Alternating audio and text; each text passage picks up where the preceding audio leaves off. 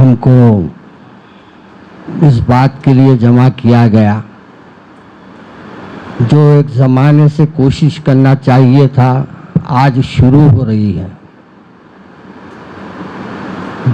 جب بھی شروع ہو رہی ہے غنیمت ہے،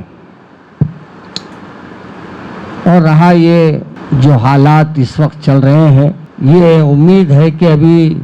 چلتے رہیں گے اور کچھ نہ کچھ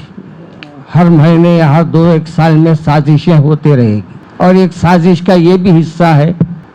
اور ان کو یہ معلوم ہے کہ وقت پراپرٹیز جتنی زیادہ ہے اتنے ہم قابض بھی اتنے ہی ہے۔ ان کو اس بات کا علم نہیں ہے بلکہ نہیں کہ وہ وقف بورڈ کی زمین پہ خود اپنے محل بنائے ہوئے ہیں، مگر یہ بھی ہے کہ ہمارے وقف بورڈ میں بھی ایک کمزوری یہ ہے کہ ان کے پاس بہت سے ریکارڈ ہی نہیں ہیں۔ زمانی جمع خرچ تو بہت ہے، پیپر موجود نہیں ہے، اور پیپروں کو بھی ماشاءاللہ پیپر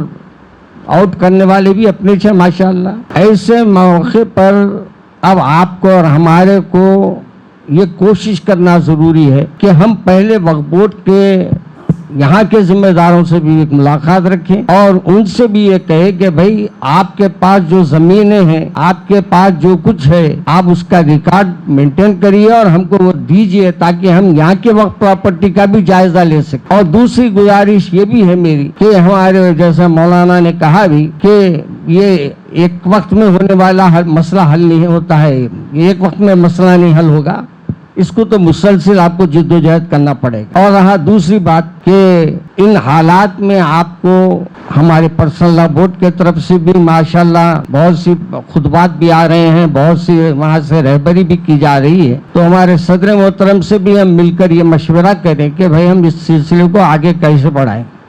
کیونکہ صدر محترم الحمدللہ یہی رہتے ہیں، تو پرسنل لا بورڈ کے صدر صاحب سے ملاقات کریں گے تو ہمارے کو وہ صحیح رہبری بھی کریں گے۔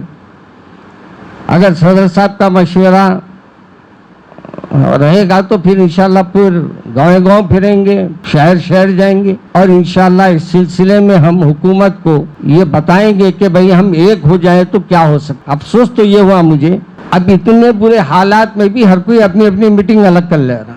ہر مرغی اپنے بچوں کو پروں میں لے کے بیٹھ جا رہی، اور یہ سمجھ رہی میں سیف سائڈ ہوں۔ کب آئیں گے ہم لوگ ایک کب ہوں گے؟ اب مسئلہ یہ ہو رہا کہ ہمارے سے اگر کوئی پوچھنے آتا تو ہم اس کو یہ نہیں بتا سک رہے کہ بھائی ہم لوگ ایک ہے، آپ ایک ہے، تو میٹنگیں اتنے کئی کو ہو رہی ہیں۔ آج ہم لوگوں کا متحد ہونا بھی ضروری ہے۔ آج ہمارے اندر جو انتشار ہے اسی سے یہ فائدہ اٹھا رہے ہیں ہمارے لوگ، جو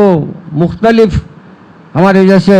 ایم پی صاحب فرماتے ہیں کہ جھولے ڈال لے کے چلے جا رہے ہیں، یہ جھولے والوں سے بھی بڑی پریشانی ہے آج کل، جدھر چاہے چلے جاتے، اپنا کام بنا کے نکل جاتے اور قوم کو پوری پریشان کر دیتے۔ میرے والد صاحب کا وہ جملہ یاد آتا کہ قوم اپنی ہی ہوتی ہے جو اپنے کو نقصان پہنچاتی ہے، اور یہ نقصان سب سے زیادہ اگر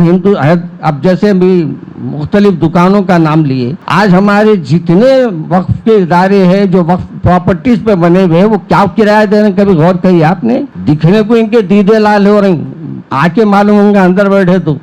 کیا کرایہ دے رہے ہیں۔ آپ کو حیرت ہوں گی، میں ریکویسٹ کیا ہوں کئی دکانوں پہ جا کر تو وہ 10 روپے بڑھانے کے لیے تیار نہیں۔ آج ہماری کئی جائیدادیں غیروں کے ہاتھوں میں، وہ کرایہ بھی بڑھا کے دینے تیار ہیں،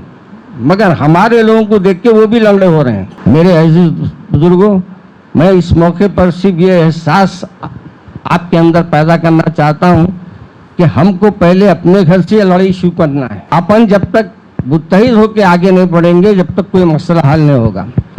اور یہاں میرے ذہن میں ہے کہ ہمارے صدر محترم سے ایک ملاقات اور ہمارے ایم پی صاحب سے بھی ایک ملاقات رکھیں گے، اور اس کے بعد دونوں کے مشورے پھر آگے پہ کیسا بننا ہے اس پہ غور کریں گے، تو انشاءاللہ ہم کو اللہ چاہا تو کامیابی ملے گی۔ السلام علیکم۔